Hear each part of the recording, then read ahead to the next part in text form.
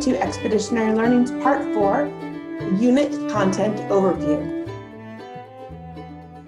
Please make sure that you have your handouts ready, as well as your notebook or a place to write or take notes.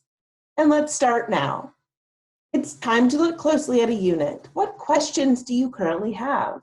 Jot them down and make sure they get answered. If not, you'll enter them on the discussion board at the end of this lesson.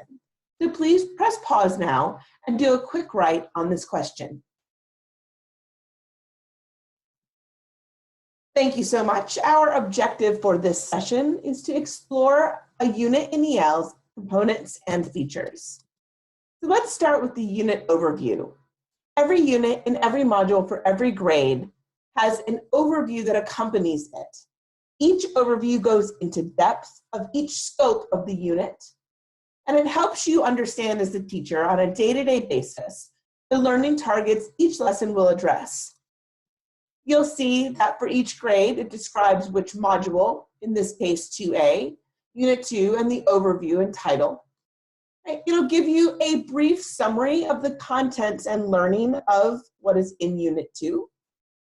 Provide you with guiding questions and big ideas that students will explore with you over the course of the unit, as well as describing and outlining the mid-unit and end-of-unit assessments.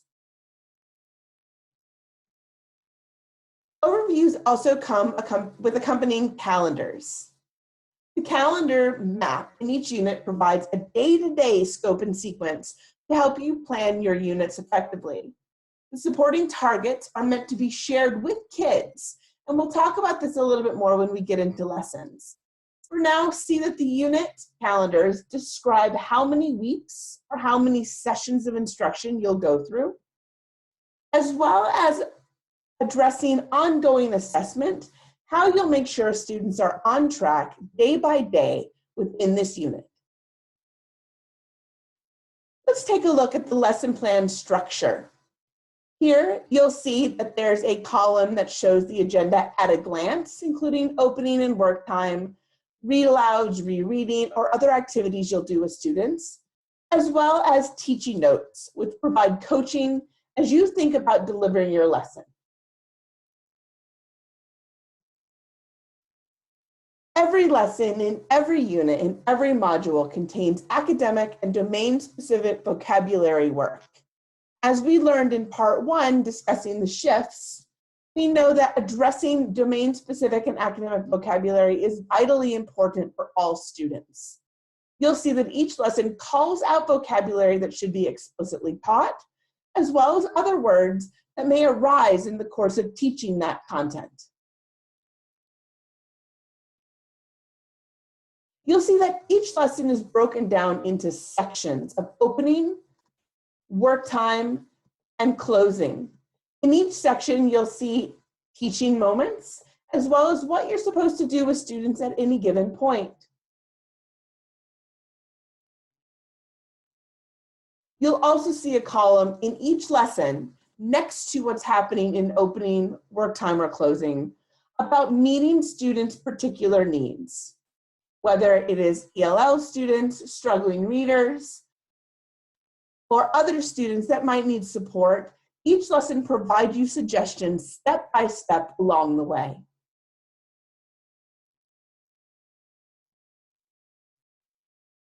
Preparing to teach within expeditionary learning takes some time and practice and preparation.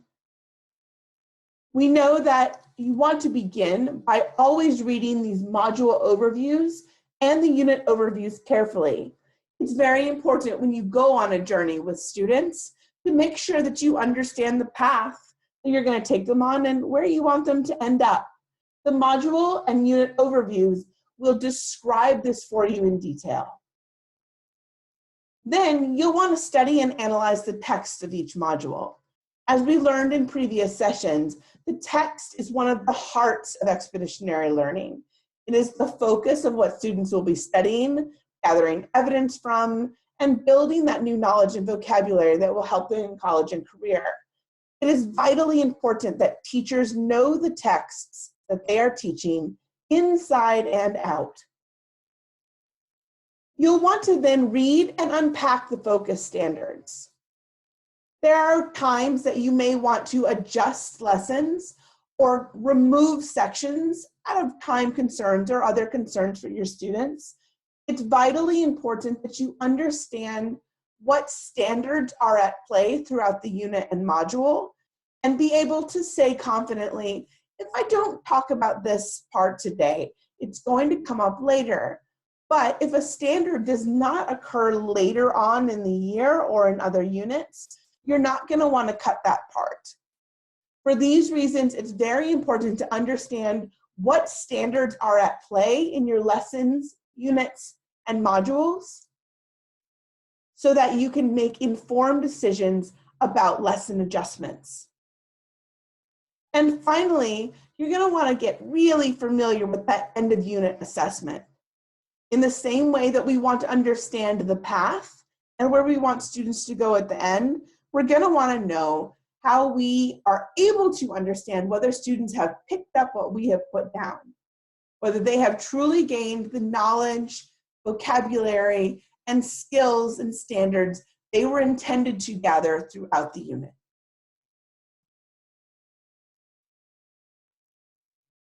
So at this point, we want you to actually go to your handouts and read the unit overview, the calendar, and the first 3 lessons that you are going to teach for the first module of your grade.